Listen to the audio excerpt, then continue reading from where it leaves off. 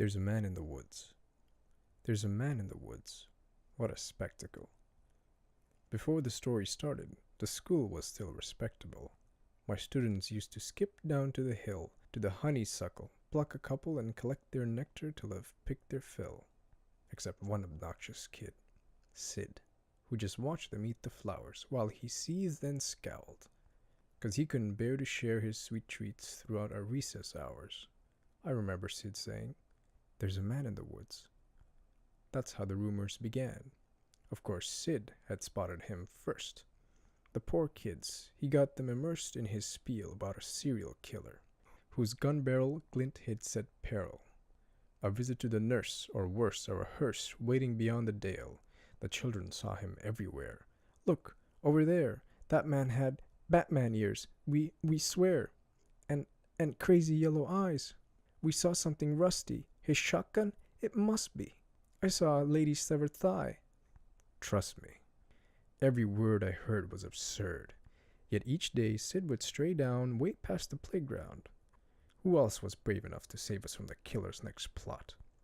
The rest of the lot would stay back at the blacktop, sure that any closer they were bound to be found deep in the woods, left to rot.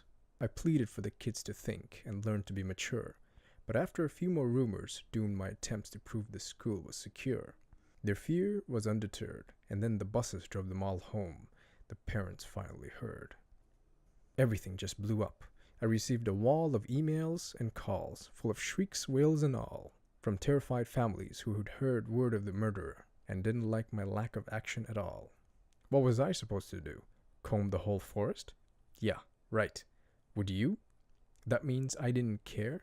That's not fair. The stories that worried you weren't true. Of course I would feel regret had there been a real threat and I ignored it, and some poor kid got kidnapped while the kids were napping. But you couldn't admit that your poor little kid would formulate a fib, so you ignored what I said.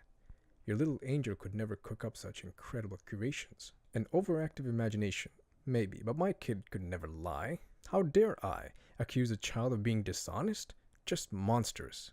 The parents were displeased, and when the PTA took action, they dismissed me from the classroom, like they knew what was best for their kids. Do you know how difficult it is to get a job when a bitter mom slanders your rep with child neglect from the onset?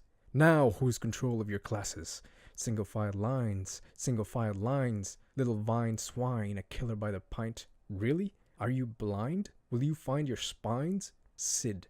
A child decides to fill your minds with lies, and the next thing you see is people treating me like I've committed a crime. I was in my prime. These kids were lucky to have me. Do you see what you did? But I can play along. I can be good.